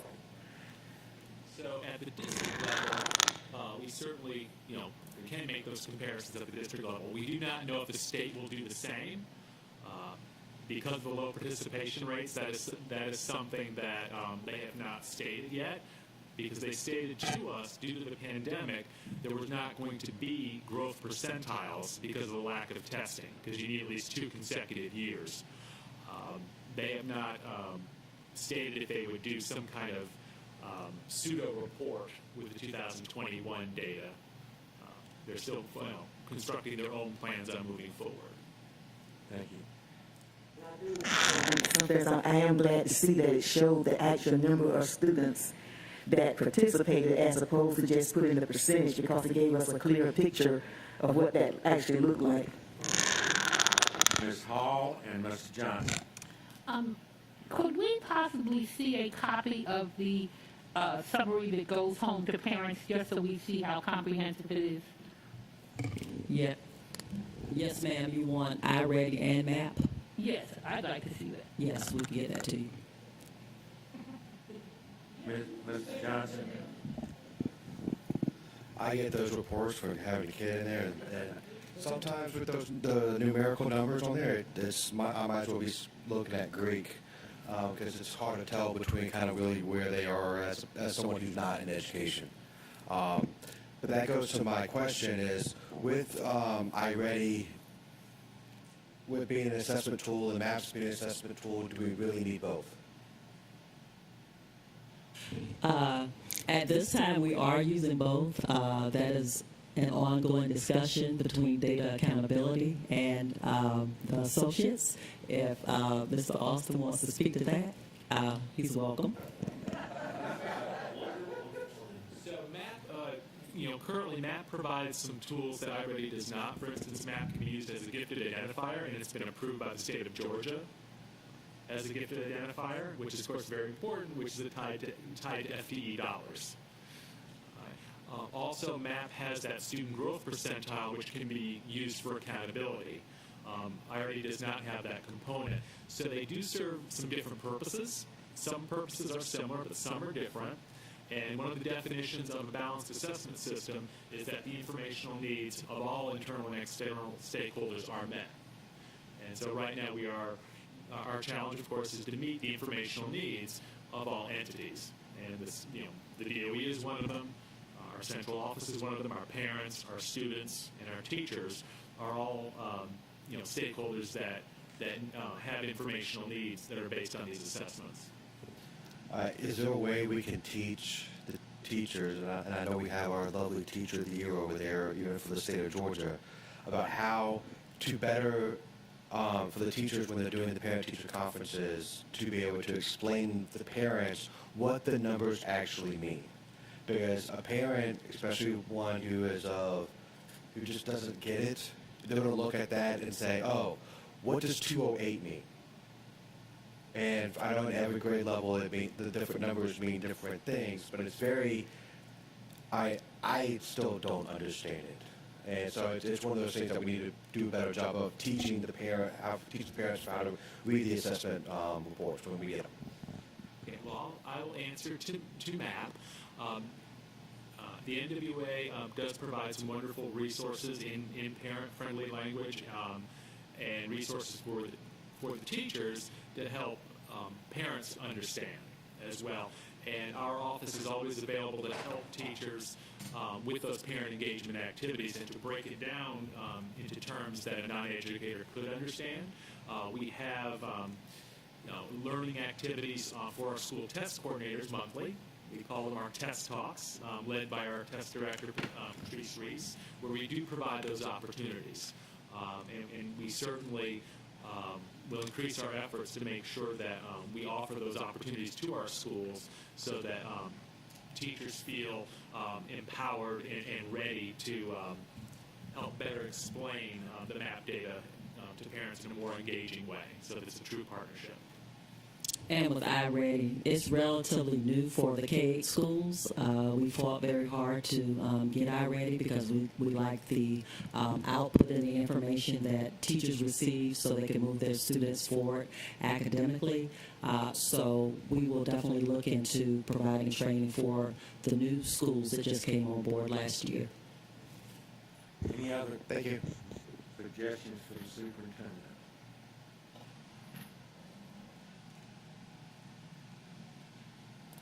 Thank you very much. No.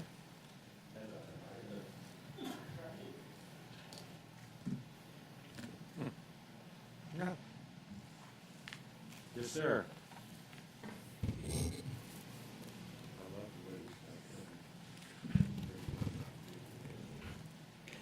Okay, the next item we have is the ratification of a purchase of additional site licenses for RFP 21-05 to Curriculum Associates, LLC. I believe board members have received the agenda items prior to this meeting and had a chance to review, had a chance to ask questions. Therefore, I will get to the thus be it resolved upon the recommendation of the superintendent that the board approve the purchase of iReady site license and professional development from the firm Curriculum Associates, LLC, under contract RFP 21-05 at a total cost of $1,171,676 and ratify previous actions of staff to award this purchase. Dr. Hoskins-Brown moved, Mr. Johnson seconds. Dr. Hoskins-Brown? Ms. Johnson? Other board members, any questions? Dr. Freeman? I'll be voting to approve this against my son's wishes. He is one of the K-8 schools that has started in this year, and I found in his book bag a petition with lots of signatures on it. I was like, what is this for? So we can stop doing iReady. And I was like, well, why? It makes us work really hard. I was like, well, I think we're approving a large budget item to actually make it be a part of the district for a while. And he's like, what, are you going to spend a couple $1,000? I was like, a lot more than that, but don't worry, it's going to be here for a while. So against his wishes, I'll support this. Well, just to balance out the student dislike of assessments, one of my children comes home and talks about how much MAP testing makes her work, so she's not entirely happy about it either. So maybe it's universally disliked, but it gives us just the information we need, I guess. I have one question that I should have asked last time. I remember when we didn't have MAP, and then we did MAP reading, and then we brought on MAP math, and now we're doing iReady. Are we doing either MAP or iReady in schools, or are we doing both in all schools? I'll let my education folks, academic folks answer. At this time, we are doing both. As I mentioned, it's been an ongoing debate between data accountability. And I'm not trying to start the arm wrestling in public. We'll let you do that in private. I guess my other question is, and I'm sorry I should have done this last agenda item. Actually, I'll talk to you after the meeting about that. I'm going to vote yes, too. Sorry for not raising this at the right time. Any other, was that many or just one or two, Mr. Catchman? Was it many or one or two? All in favor of this agenda item, raise your hands, please. 1, 2, 3, 4, 5, 6, 7, 8, 9. Motion passes 9-0-0. And we're moving on to 9.03. Mr. Jackson still on stage. The next item is actually a purchase using CARES 2 fund on behalf of the Division of Data and Accountability, interactive board purchase for high schools, RFP 21-28. Sorry. Again, I won't read the information listed above. Thus, be it resolved upon the recommendation of the superintendent that the board approve the use of ESSR 2 grant to purchase interactive boards for district high schools in the estimated amount of $1.5 million. Before I call on someone for a motion with this, for those who are watching this online, and I did want to point out to them that when folks who are presenting agenda items say they're not reading the whole thing, we have the whole thing. Everybody that looks at it online sees the whole thing. So it's not like we're voting on something that we've never seen. I think that's important to know. Motion from Mr. Johnson, second by Ms. Hines. Mr. Johnson, anything? Yeah, I just want to say, not being very familiar with these, I actually Googled them and the company, and I think that if these new interactive boards are used to the fullest capabilities, it's going to be an amazing opportunity for our high schools. Great, thank you. Ms. Hines, anything? Any other comments from board members? Ms. Hall? Are these going to be used in particular classrooms, or will all high school classrooms, all subject areas have them? We intend. Yes, we intend to put them in all the classrooms. Originally, we intended the core content areas, but we decided to expand it because the request was there for the connection classes. Also wanted to have those devices in there. What about teacher training, especially our newer teachers who may not be familiar with what whiteboards do and how they're used? Yes, training is provided through instructional technology services. I'm sorry, what was the comment? The newer teachers? Yeah. They're kind of, When I start seeing words like Promethean boards, it scares me to death. And the Promethean boards were old. Those were when I was still in the school. So these new ones are wonderful. So like Michael said, if everybody just Googles it, if you're not familiar, to see what they're really used for. All in favor?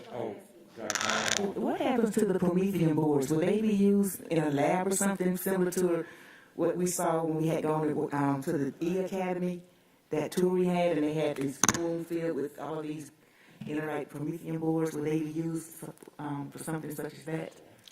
Sometimes they can certainly be used, but typically if the software is obsolete, we will take them offline. Any other comments? All in favor of the motion, raise your hands, please. 1, 2, 3, 4, 5, 6, 7, 8, 9. The motion passes 9-0-0. Moving on to strategic goal 4, fiscal responsibility and resource stewardship. I believe the first item is a budget transfer for facility upgrades and equipment, Fund 308, inter-fund transfer. The Division of Operations has identified additional cafeteria modifications and upgrades, along with emergency equipment needs that were not met during FY21. The Division of Finance would like to use vacancy accumulation and savings from the FY21 budget to fund these critical district functions. The proposed budget adjustment was listed in the information that was distributed to the board and posted on the website. Thus, be it resolved upon the recommendation of the superintendent that the board approve an operating transfer to capital projects to create the cafeteria modifications, HVAC upgrades, emergency equipment, and security projects. Heard the recommendation. Mr. Catchmar moves. Mr. Johnson seconds. Any discussion from either of you gentlemen? Anybody else? Discussion? Hearing none, all in favor of the motion, raise your hands, please. 1, 2, 3, 4, 5, 6, 7, 8, 9. The motion passes 9-0-0. Moving on to budget item 10.02, agenda item. The next item is a use of fund balance to move money to debt service fund to pay the remaining lease payments for buses that we purchased in prior years. This is an item that I've discussed maybe the last 2 board meetings. This item will truly make the district debt-free of all debt. Thus be it resolved upon the recommendation of the superintendent that the board approve the amendment of General Fund, Fund 100, and Debt Service Fund, Fund 200, revenues and expenditures in the amount of $6,673,985 for the advance payment. God bless you. You've heard the recommendation. Mr. Catchmar moves. Ms. Hines seconds. Anything? I just want Mr. Jackson to repeat that again about we are free of debt. Some of our audience may have missed it. Yes, we will be truly debt-free. Thanks to East Plus, we were able to pay off the bond debt, large bond debt that we had. Unfortunately, we could not use East Plus funds to pay for capital leases that the district incurred over a number of years. So we're using fund balance to pay off the remaining debt that we have in the amount of $6 million that would have been payments through FY26. We're going to pay them off actually October the 15th, and we will be debt-free. I hope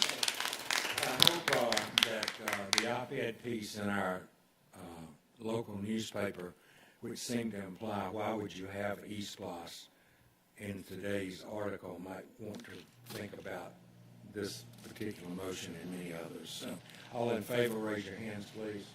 1, 2, 3, 4, 5, 6, 7, 8, 9. Motion passes 9-0-0. Moving on to capital outlay funding application. Yes. Don't let Mr. Bozeman go over this application for you. Oh, I skipped one. I'm sorry. I put my check mark too quick. Excuse me. Yeah. All right. One more budget transfer? Yes, because she would be upset with me if we didn't get this done. Student Nutrition Fund. On behalf of the Division of Operations, this is really a budget transfer to move money around within schools to make some additional equipment purchases. Thus, be it resolved upon the recommendation of the superintendent that the board approve the transfer of funds to purchase equipment within the student nutrition program account lines. Heard the resolution. Mr. Johnson makes the motion. Dr. Hoskins-Brown seconds. Ms. Johnson, anything? Dr. Hoskins-Brown, anything? Other board members, any comments? Hearing none, all in favor of the resolution, raise your hands. 1, 2, 3, 4, 5, 6, 7, 8, 9. Motion passes 9-0-0. And now we're at capital outlay funding. This resolution is for the approval of the FY 2023 capital outlay program application. The proposed projects and estimate entitlements and reimbursement for the fiscal year 2023 application are shown below in the table below. Thus be it resolved upon the recommendation of the superintendent that the board approve and certify the fiscal year 2023 capital outlay application for the above listed projects. You've heard the resolution. Mr. Johnson moves. Mr. Catchmore seconds. Mr. Johnson, anything? Mr. Catchmore, anything? Other board members, any comments? Hearing none, all in favor of the motion, raise your hands, please. 1, 2, 3, 4, 5, 6, 7, 8, 9. Motion passes 9-0-0. Thank you very much, Mr. Bozeman. I have no other business. I thank you for good work today. Mr. Catchmore moves that we adjourn, and Ms. Hines seconds. All in favor say aye. Aye. We're adjourned.